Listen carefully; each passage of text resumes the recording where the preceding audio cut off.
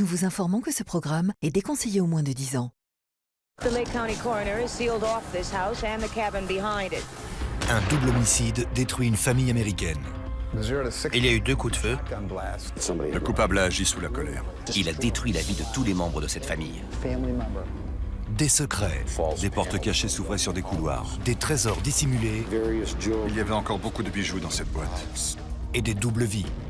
Je ne voyais que ses yeux noirs et impassibles. Ça faisait froid dans le dos. Une maison de rêve rongée par les secrets. Une famille déchirée par les mensonges et la malédiction qui s'est abattue sur eux. C'est tout de suite dans Crime en haute société.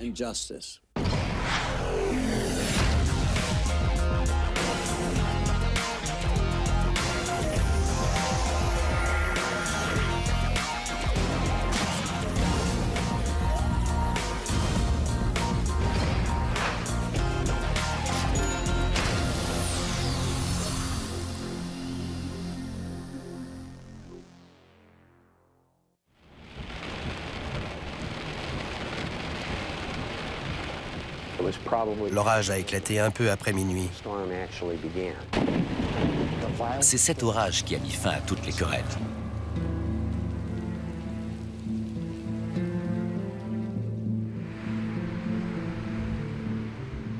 Le 6 juin 1980, un employé de Raos Automotive arrive au travail comme tous les jours. Son patron, le propriétaire Bruce Raos, est toujours là pour l'accueillir. Bruce Raos avait ses petites habitudes. Il ouvrait toujours à la même heure et remplissait toujours la caisse. Mais ce jour-là, les choses sont très différentes. La station-service était fermée et il n'y avait pas d'argent dans la caisse. L'employé appelle le domicile de son patron et tombe sur Billy, le fils de 15 ans de Bruce Raos. Il lui a dit que son père n'était pas à la station-service et qu'il lui fallait une clé du coffre. Il voulait passer vite la chercher à leur domicile. Billy lui a dit d'attendre un instant. Il a posé le combiné du téléphone. Et 1 minute après, l'employé a entendu des cris.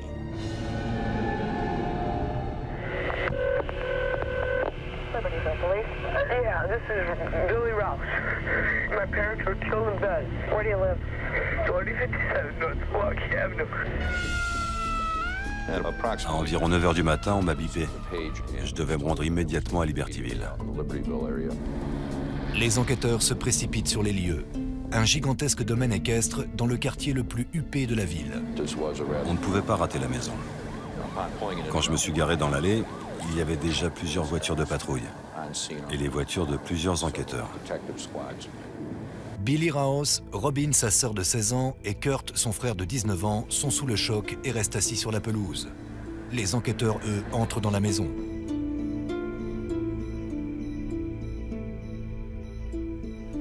Le lieu du crime se trouvait dans la partie nord de la maison, dans la chambre des parents. Quand les enquêteurs sont entrés, ils ont trouvé Monsieur et Madame Rouse. Monsieur Rouse portait un t-shirt et un caleçon, et Madame Rouse une chemise de nuit. La mère avait été touchée à la tête et le père au niveau de la tempe. Il avait aussi reçu plusieurs coups à la tête et on l'avait poignardé 7 fois dans le cœur. C'était un crime très violent. N'importe quel policier enquêtant sur une affaire de ce genre vous le dira. La personne qui avait commis ce crime avait agi par haine. Les enfants disent aux enquêteurs qu'ils ignorent qui aurait pu vouloir tuer leurs parents. Et malheureusement, aucun d'eux n'a entendu ou vu quoi que ce soit d'inhabituel cette nuit-là.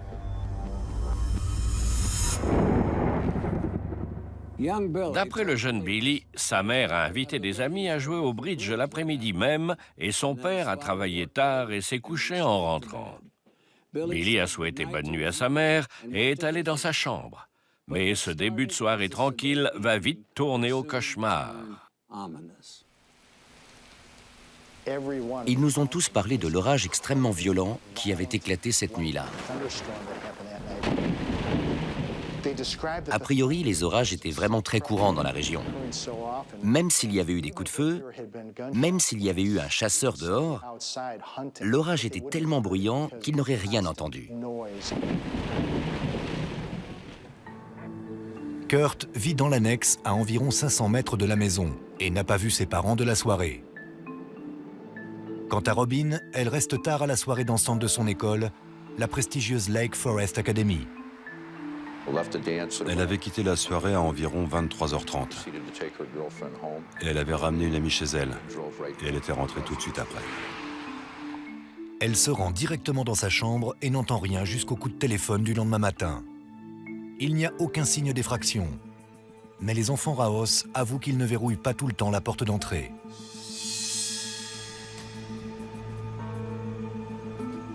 Les officiers de la police scientifique commencent à chercher des indices dans la maison. On avait énormément à faire sur le lieu du crime. Il fallait qu'on passe cette maison gigantesque au peigne fin. C'était une maison ranch à 2 étages, équipée notamment d'une piscine intérieure. Mais elle était agencée de façon étrange. On a trouvé des portes cachées dans plusieurs pièces à l'étage. Elles s'ouvraient sur des couloirs secrets qui reliaient certaines parties de la maison et permettaient de la traverser de bout en bout. D'après les policiers, un intrus s'est peut-être introduit en cachette dans la maison et est peut-être resté là pendant des heures. Ces portes permettaient avant tout aux électriciens ou aux plombiers d'avoir accès à la tuyauterie et au réseau électrique. Mais c'était tout de même très étrange. Ils trouvent également un vide sanitaire sous la piscine intérieure. On pouvait passer sous toute la maison. Quand nos enquêteurs se sont faufilés par là, ils ont pris des projecteurs portables, les ont raccordés à des rallonges électriques et ont disparu dans l'obscurité. Ils se rendent compte que le sac à main et la boîte à bijoux de Darlene Raos ont disparu. Et ils font une autre troublante découverte dans le couloir. Le père était un fervent chasseur. Il possédait énormément d'armes et de munitions. Mais tout avait disparu. Des équipes de télévision commençaient à arriver. Les nouvelles vont vite dans ce genre d'affaires. Tout le monde connaissait les Raos et pensait que c'était une famille riche et sans histoire. Du moins jusqu'à ce qu'on retrouve Bruce et Darlene morts. On sentait que l'atmosphère était tendue, comme toujours après un crime violent. En particulier dans un quartier comme celui-ci où les policiers n'ont pas l'habitude des affaires de meurtre. C'était un crime si inhabituel et violent que même les policiers semblaient sous le choc. Les gens se mettent immédiatement à jaser. Bruce aurait fait des affaires avec des gens peu fréquentables. Les enquêteurs espèrent que les enfants Raos pourront leur en dire plus sur les affaires et la vie privée de leur père. En premier lieu, on a décidé d'éloigner les enfants du lieu du crime et de les emmener en centre-ville.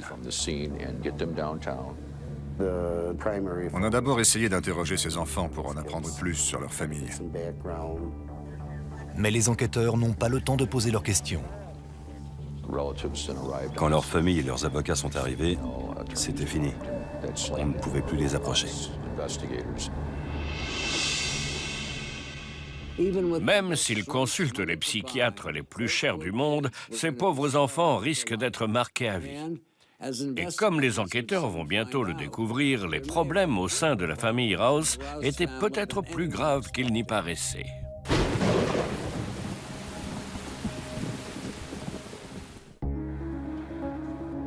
The Lake County coroner has sealed off this house and the cabin behind it.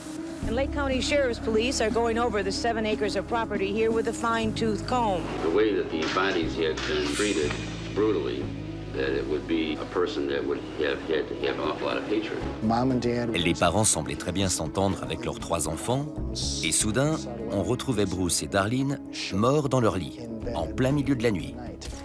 Forcément, les gens voulaient en savoir plus sur cette affaire. Tous les habitants de la région en parlaient et l'affaire faisait la une des journaux. Un couple de millionnaires tués dans leur demeure. Ces 2 personnes avaient été violemment tuées dans leur lit en pleine nuit, mais en plus tout le monde les connaissait. Les habitants de la ville en faisaient une affaire personnelle. On se croirait dans un film d'horreur. Le tueur court toujours. Il est en possession des armes et des munitions de Bruce Raos. Et il semble particulièrement dangereux.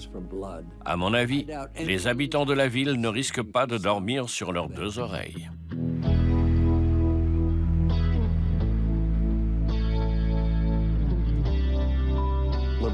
Libertyville est une petite ville de l'Illinois. Tout le monde se connaît ici. Je connaissais les Rouse de nom, comme beaucoup. Bruce Rouse était un homme d'affaires. Il avait plusieurs magasins. Quand on conduisait une voiture à Libertyville, on risquait forcément d'entrer en contact avec les Raos un jour ou l'autre. Bruce travaillait encore tous les jours. On a découvert les corps parce que Bruce n'était pas encore à la station-service à 6 heures du matin. Je ne sais pas si beaucoup d'hommes riches continuent à aller travailler à 6 heures du matin, mais Bruce, lui, le faisait. Dans les années 1950, après avoir fini le lycée à Libertyville, Bruce Rouse rencontre Darlene Stenlund et tombe amoureux d'elle. Il achète sa première station-service et le couple travaille jour et nuit pour assurer la réussite de leur entreprise et fonder une famille. À partir des années 1970, leur travail paye enfin. Les Rouse sont une des familles les plus riches de Libertyville. Ils emménagent avec leurs 3 jeunes enfants dans une maison de 13 pièces située sur un terrain de 3 hectares comprenant des écuries et une annexe pour les invités. Ils étaient fortunés. Leur résidence et leur terrain étaient immenses. Et ils avaient même une piscine intérieure et une annexe pour les invités. Bruce et Darlene offrent à leurs enfants tout ce qui se fait de mieux. Ils avaient tout. Des poneys, des chevaux, des selles, des écuries, des motos et tous les jouets qu'on s'attend à trouver dans une famille aussi riche. Darlene était mère au foyer, mais elle allait jouer au bridge et au tennis. Bruce Rouse avait monté les affaires dans tout le comté de Lake, pas seulement à Libertyville. Il avait gagné beaucoup d'argent et il employait beaucoup de gens. C'étaient des privilégiés. Les enfants conduisaient des voitures luxueuses et fréquentaient de grandes écoles. Les Rouse étaient ce qu'on appelle de nouveaux riches. Pourtant, Bruce s'efforce sans cesse d'agrandir son empire. D'après ses amis, il cherche de nouvelles opportunités d'investissement, mais est dépassé par les événements. Bruce aurait investi de l'argent dans différentes sociétés. Il s'intéressait notamment au câble, qui faisait son apparition à l'époque. À force de vouloir prendre des risques, il avait peut-être fait des affaires avec des gens douteux. D'après des rumeurs, M. Rouse avait fait affaire avec la mafia. Et c'est ce qui aurait pu causer sa perte. Pourtant, après avoir interrogé des amis proches de Bruce et Darlene, les enquêteurs se rendent compte qu'il y avait en réalité de plus gros problèmes au sein même de leur famille. En apparence, c'était une famille parfaite. Le père était un brillant homme d'affaires et les enfants fréquentaient les meilleures écoles. Mais en réalité, il y avait des problèmes de drogue. La maison était remplie d'armes et les enfants organisaient souvent des fêtes. Les Rouse cachaient bien leur jeu. C'était une famille compliquée qui avait de nombreux problèmes. Ils avaient tout, et pourtant ils n'étaient pas heureux.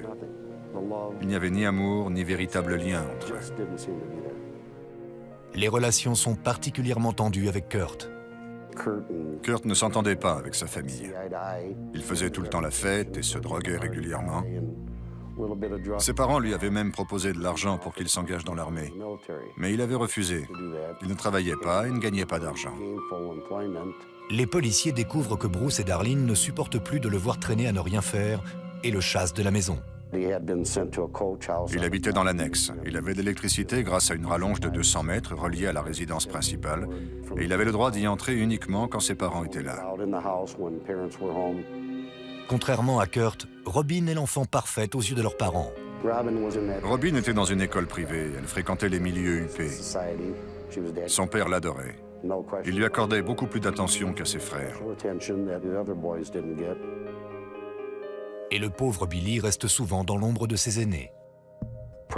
Avant les meurtres, Billy fréquentait une école alternative, non traditionnelle.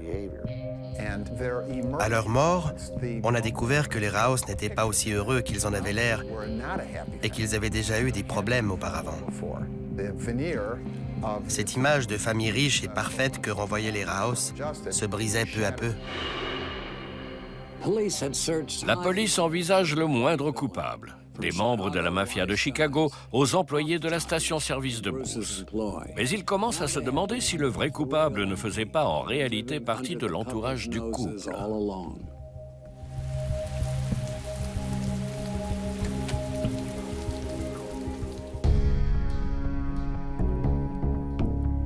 Suite au meurtre de Bruce et Darlene Rouse, la maison reste inaccessible au public et son secret bien gardé. Ces meurtres non résolus hantent de plus en plus cette charmante petite ville.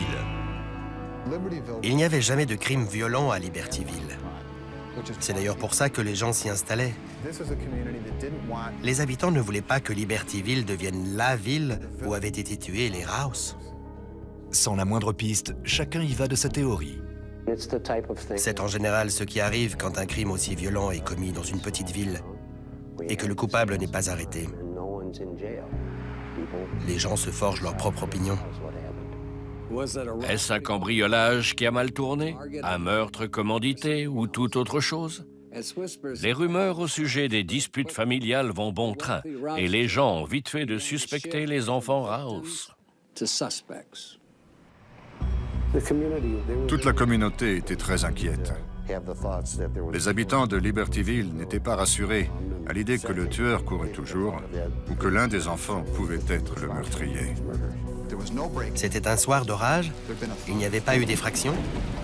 Les Rouse avaient été tués dans leur lit au beau milieu de la nuit, apparemment pendant leur sommeil, et ces adolescents étaient les seules autres personnes présentes ou proches du lieu du crime cette nuit-là. Les enquêteurs commencent à surveiller les enfants à distance. Ils vivent désormais avec leur famille en centre-ville et leur comportement fait naître des soupçons.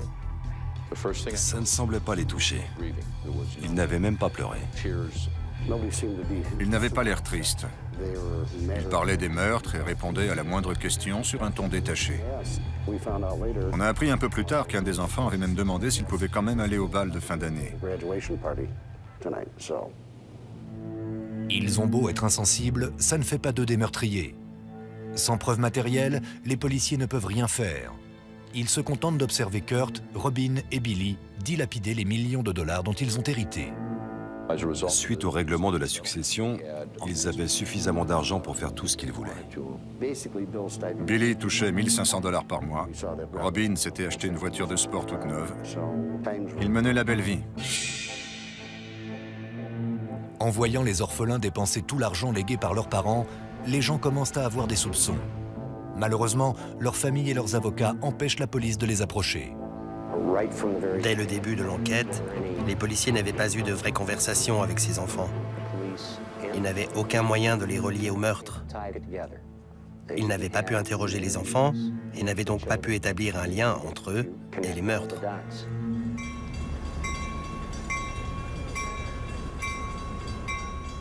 Puis, 2 mois après les meurtres, Billy le Benjamin contacte les enquêteurs. En août 1980, Billy a voulu nous voir pour essayer de nous aider à résoudre l'enquête. Il nous a demandé de lui montrer les photos du lieu du crime. On était à la fois très surpris et intrigués. Le policier a prévenu Billy que les photos étaient très choquantes et qu'il n'arriverait pas à les regarder. Mais il a insisté pour les voir. Il voulait nous aider à résoudre l'enquête. Les enquêteurs observent Billy pendant qu'il examine les photos.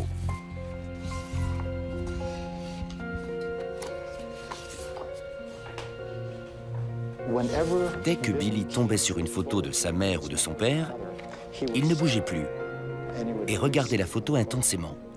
Il ne riait pas, il ne pleurait pas, il ne sanglotait pas. Il se contentait de rester là, à fixer la photo.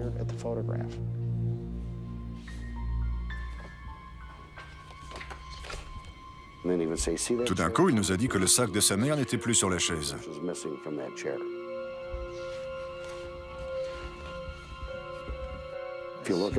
Il a aussi remarqué que la boîte à bijoux de sa mère n'était plus sur la commode. Il voulait qu'on se concentre sur une autre piste et qu'on s'intéresse à un intrus plutôt qu'à lui et à son frère et sa sœur. Mais on a vu clair dans son jeu. 2 autres mois passent et les policiers n'ont toujours pas la moindre piste. Puis, un secret refait surface. Un topographe longeait la rivière des Plaines entre l'avenue Milwaukee et l'autoroute 60. Il a cru voir un tuyau dans l'eau, mais en fait, c'était un fusil à pompe calibre 16. Il a continué à marcher vers le sud sur environ 4,50 m et a trébuché sur un sac dans lequel il y avait un sac à main. Il a sorti un portefeuille du sac Il l'a ouvert, a frotté la pochette en plastique pour voir ce qu'il y avait en dessous et a découvert un permis de conduire. C'était le permis de conduire de Darlene Rouse. Les enquêteurs et une équipe de plongeurs arrivent sur les bords de la rivière.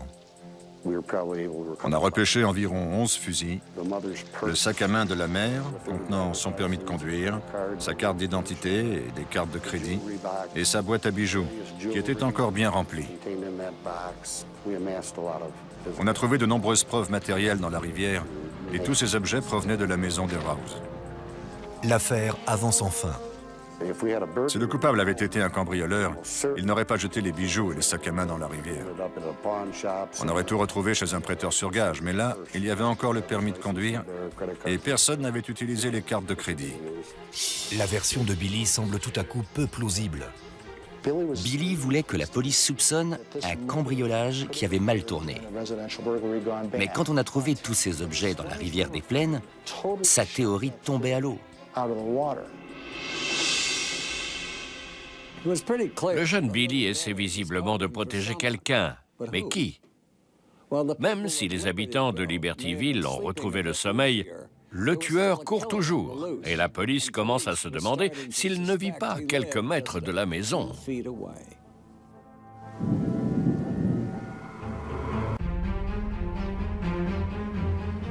Après avoir découvert les objets de valeur des Raos au fond de la rivière, les policiers soupçonnent de plus en plus l'entourage des victimes. Les policiers s'intéressaient particulièrement à Kurt. C'était un hippie, fan de rock. Il avait des cheveux longs et une barbe. Il habitait dans l'annexe autrefois réservée aux domestiques. Les gens ont immédiatement pensé que Kurt était le meurtrier.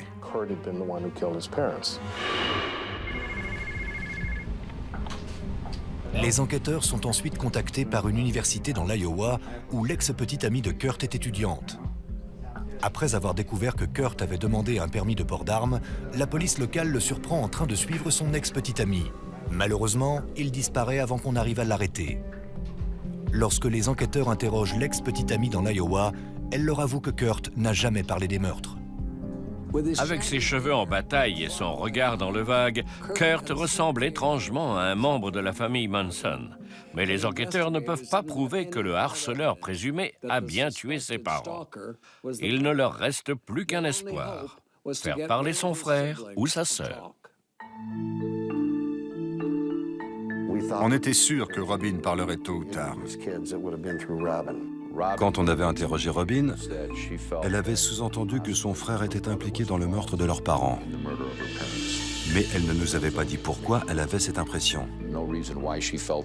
Elle ne nous avait donné aucun détail précis. Robin savait forcément quelque chose. Soit elle l'avait surpris en rentrant ce soir-là, soit elle l'avait vu ranger les armes et la boîte à bijoux dans la voiture de leur père.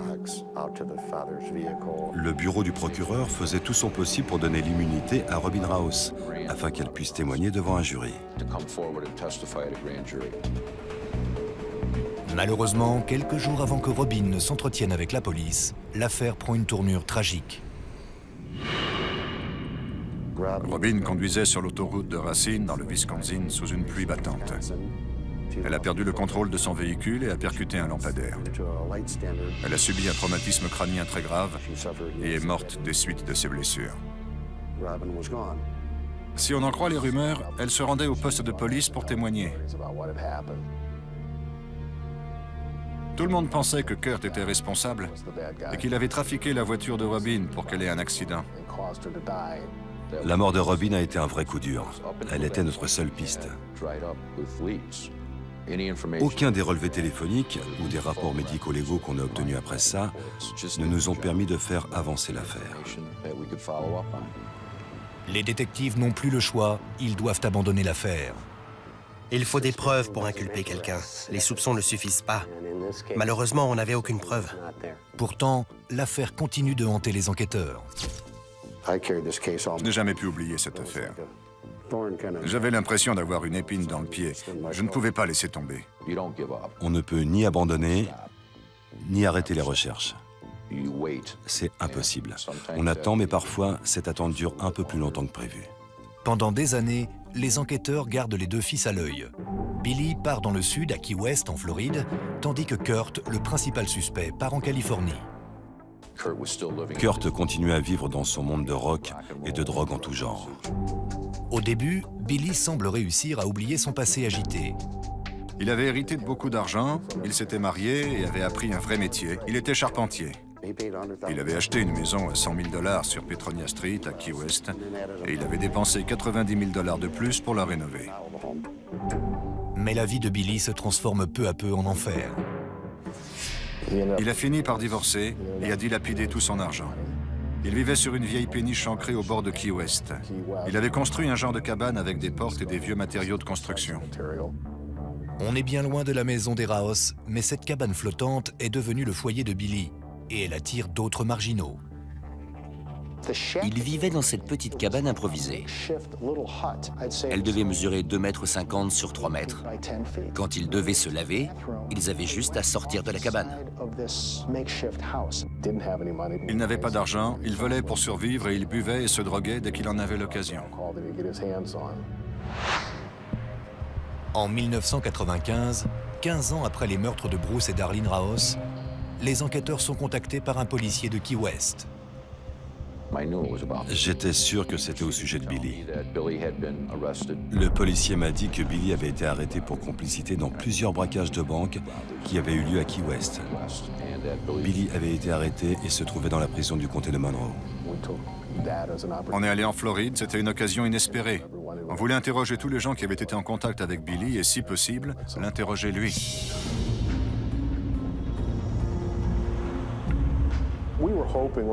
On espérait que Billy ait tout avoué à quelqu'un à Key West, soit lors d'une soirée bien arrosée, soit dans un moment de culpabilité. L'arrestation de Billy est l'occasion rêvée de savoir enfin ce qui s'est vraiment passé lors de cette nuit d'orage.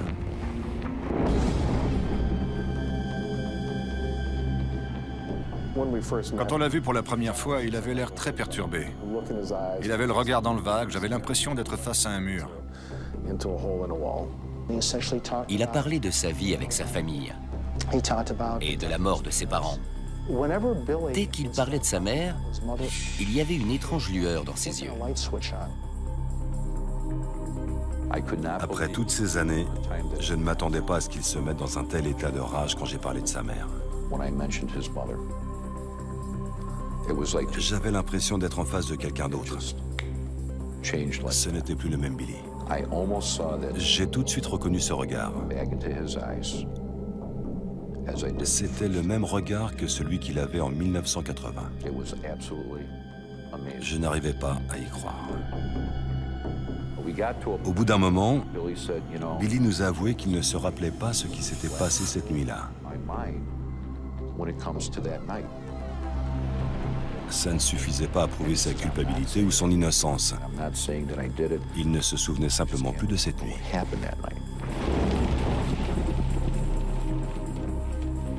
L'affaire est au point mort, mais les enquêteurs refusent d'abandonner. Les gardes de Billy allaient le raccompagner à sa cellule quand Chuck lui a parlé, devant la salle d'interrogatoire. Et Chuck a commencé à se confier à Billy. Je savais que ça faisait 15 ans que ça le minait. On avait réussi à se parler depuis quelques jours, et je voulais qu'il sache qu'il pouvait oublier ses vieux démons. Billy nous a alors avoué qu'il avait tiré sur son père. Billy se décide enfin à révéler le cœur de toute cette affaire. Après toutes ces années, il est sur le point de raconter dans le moindre détail ce qui s'est passé cette nuit d'orage dans la maison des Raos. Après 15 ans de silence, les enquêteurs sont surpris par l'honnêteté de Billy Raos. Quand Billy nous a dit qu'il avait tué ses parents, Chuck a failli tomber à la renverse. Personne ne s'attendait à ça.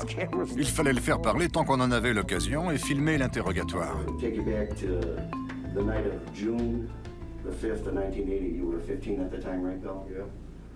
Il leur parle de sa rancœur, de sa colère sous l'effet des drogues et des reproches de sa mère.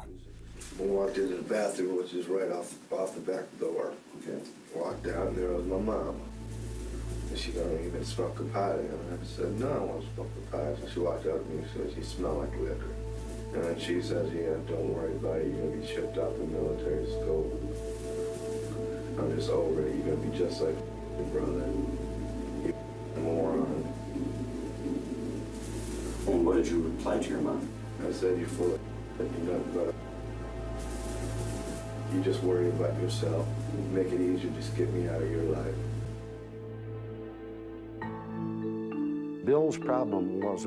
Billy s'entendait bien avec son père. C'est avec sa mère que ça n'allait pas. D'après lui, elle passait son temps à lui faire des reproches. À ses yeux, il n'était qu'un bon à rien.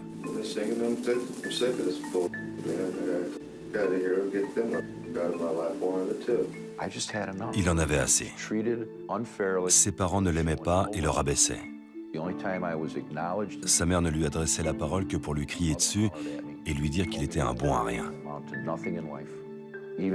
Elle lui avait même dit qu'il finirait comme son frère Kurt, qu'il ne valait rien. C'était trop dur. Il n'arrivait plus à supporter tout ça.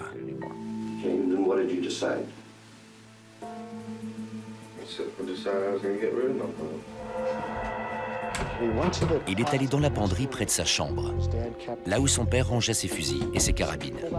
Il a pris un fusil à pompe, il est retourné dans sa chambre, et il s'est assis et a nettoyé le canon.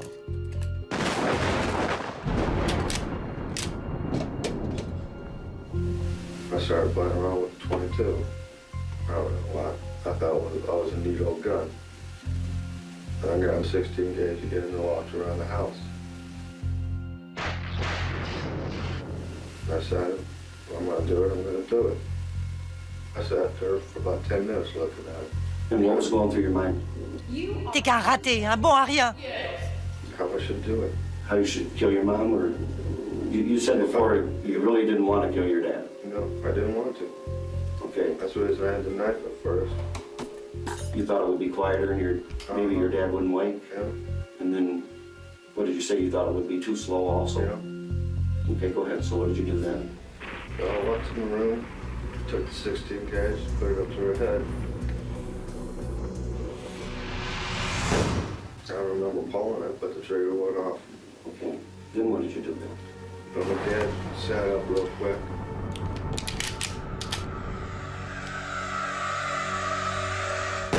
Trigger went off again. It wasn't that good of a shot. It just grazed him more or less. I ran around the other side, started hitting him with the butt of the gun. And I don't know how many times I had my head, but that didn't work. He was still. And I didn't want him in misery. So I grabbed the knife and I stabbed him, and then until he quit moving. Et là, Billy a paniqué. Il se demandait pourquoi il avait fait ça et surtout, comment il allait pouvoir dissimuler son crime. I took the jewelry box, I brought that up, hid it in the utility room, and I went back in and messed up some drawers. Then I saw her purse there, so I took that. Took a bunch of credit cards and stuff. What were you going to do? I don't know, man. I was thinking, man, I'll take a credit card and get out of the state. I don't know. I don't know what I was thinking, man. Billy monte dans la voiture de son père et se dirige hors de la ville. Quand Billy est arrivé au niveau de la rivière des Plaines, il s'est mis à pleuvoir très violemment.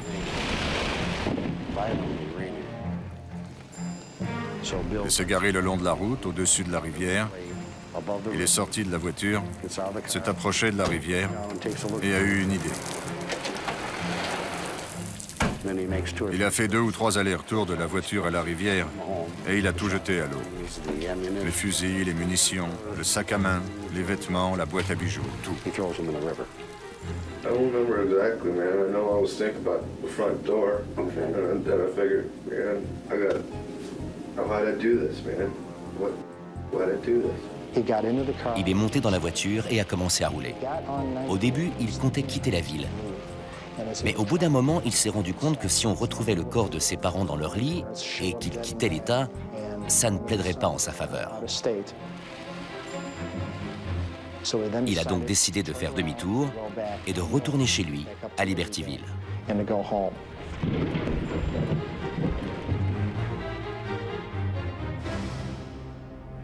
Are you sorry that your parents are dead, Bill? Yes and no. Yes, because the guy I had to deal with then was gone. And then, no, because it really up my sister. Any time over this last 15 years, have you ever had any discussion with Kurt about it? You know, The subject has never come up? I've never told nobody. If I had told anybody anything about it, it had to have been a drunken stupor, which ain't unusual for me to be in a drunken stupor. That's the only way I could deal with it. I mean, it's eaten me up for 15 years. I really don't give a about my life right now. I'm just few I look at the way I've lived. Ces 30 jours dans la prison du comté de Monroe lui avaient permis de se désintoxiquer. Il ne pouvait ni se droguer ni boire. Il n'avait pas d'autre choix que d'affronter sa culpabilité. Now, how much can you drink? I can't tell you how much I've drank in 15 years. As much as I can get my hands on. Quand on a l'habitude d'être tout le temps drogué et ivre, l'état de manque peut vous rappeler brutalement à la réalité. Pour la plupart des gens, c'est un combat de tous les jours. Mais Billy, lui, semblait étrangement calme. Il a accepté de rentrer à Libertyville et d'être jugé. On a pris l'avion jusqu'à Miami et ensuite on a roulé pendant plus de 250 km. Billy était décontracté, il racontait même des blagues. Il a demandé à Chuck s'il pouvait conduire. On aurait dit qu'il avait enfin été libéré d'un grand poids. Il pouvait enfin se détendre. Mais la police n'en a pas fini avec lui. Quand les avocats de la défense savent qu'un coupable a avoué, ils essaient tout de suite de décrédibiliser ses aveux. On savait qu'on allait devoir se battre, mais on était persuadé qu'il serait jugé coupable. Mais Billy engage des avocats et a bien l'intention de se battre. Les avocats de la défense nous accusaient d'avoir fait pression sur Billy pour obtenir des aveux. D'après eux, comme il était en état de manque, on ne pouvait pas l'interroger. Et il aurait dit n'importe quoi pour qu'on le laisse tranquille. La défense a tenté d'incriminer le frère aîné, Kurt, en insinuant qu'il était le vrai coupable.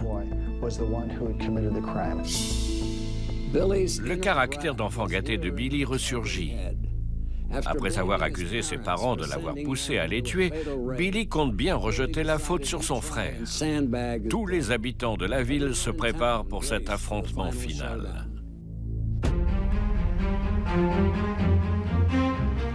Après des années de questionnement, Libertyville se prépare à assister au dernier chapitre concluant le mystère du meurtre des Raos. L'atmosphère était aussi tendue que si le procès avait eu lieu 1 ou 2 ans après les meurtres. Rien n'avait été résolu. Tout le monde avait entendu parler des millionnaires de Libertyville, Bruce et Darlene Rouse. C'était une affaire très médiatique. Les gens en avaient parlé pendant 15 ans. Le procès était sur toutes les lèvres cet été-là. Une famille s'était littéralement autodétruite.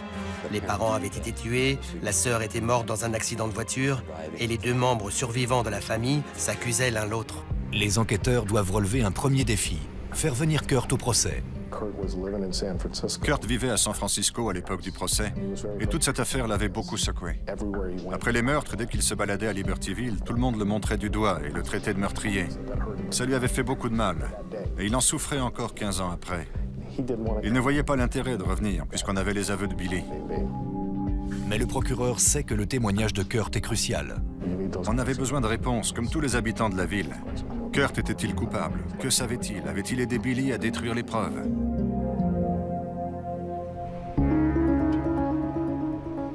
Le 31 juillet 1996 débute le procès pour meurtre de Billy Raos dans le comté de Lake, dans l'Illinois. L'accusation commence par présenter la preuve la plus accablante, les aveux de Billy. Il a tout repris depuis le début et a décrit la nuit entière dans les moindres détails, sans qu'on ait besoin de lui poser de questions. Il parlait d'un ton très détaché. Il nous a donné des aveux très détaillés. Il ne s'est pas contenté de corroborer notre version des faits. Il a évoqué des éléments dont nous ignorions jusqu'alors l'existence. C'était lui le coupable. Ça ne faisait aucun doute. Les jurés ont pu visionner ses aveux. Ils ont vu que nous n'avions pas fait pression sur Billy. Ils ont vu qu'il était à l'aise, il fumait, buvait du café et parlait librement. La vidéo parlait d'elle-même.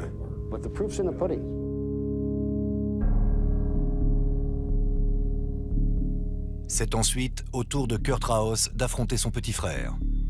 Tout le monde se demande si les rôles vont s'inverser. Pour les habitants de la région, Kurt était le méchant de l'histoire. C'était lui qui avait tué ses parents. Lorsque Kurt est entré dans la cour, c'était la première fois qu'il voyait son frère en plus de 10 ans. Kurt s'est approché du banc des accusés et a posé sa main sur l'épaule de Billy. Les avocats de la défense présentent Kurt comme un adolescent paresseux, chassé du foyer familial et en conflit avec ses parents. Mais son témoignage émouvant va à l'encontre de leur plan. La défense insinuait que Kurt était le coupable et que Billy avait été injustement inculpé à sa place. Mais Kurt était en larmes. Billy ne lui avait pas dit qu'il avait tué leurs parents, mais Kurt savait que ce n'était ni lui ni Robin, et que par conséquent, c'était sûrement Billy. Pendant que les avocats s'affrontaient devant le juge, Kurt était tout seul dans son coin. Il s'est penché au-dessus de la barre des témoins et il a vu une photo de sa sœur. Il l'a prise, l'a approchée de lui, l'a bien regardée et il s'est mis à pleurer. Rien de ce que j'aurais pu dire n'aurait convaincu les jurés. Mais quand ils ont vu la réaction de Kurt, ils ont enfin compris qui il était vraiment.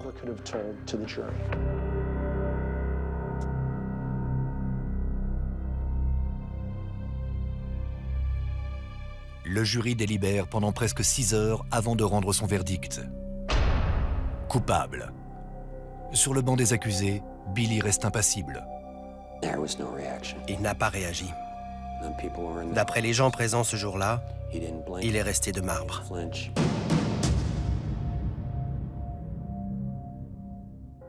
Une atmosphère morose plane sur la cour de justice et sur la petite ville de Libertyville. Justice a été rendue. On n'a pas vraiment gagné. Les habitants étaient soulagés de voir l'affaire classée et heureux de tourner la page. Le coupable avait été arrêté, mais ça ne changeait rien. 2 personnes avaient perdu la vie. Billy n'était rien d'autre qu'un enfant gâté. Il a piqué une crise parce que sa mère ne le laissait pas vivre comme il le souhaitait et il a pris la pire des décisions. Contrairement à la plupart des homicides familiaux, la cupidité ou la vengeance n'a pas été le mobile du meurtre des Raos. Ce n'était qu'un acte désespéré et violent commis par un garçon très perturbé. Les gens surnommaient la résidence des Raos la maison des meurtres. Elle a été vendue plusieurs fois jusqu'à ce qu'elle brûle entièrement en 2002. C'était Dominique Dunn. Merci de nous avoir suivis.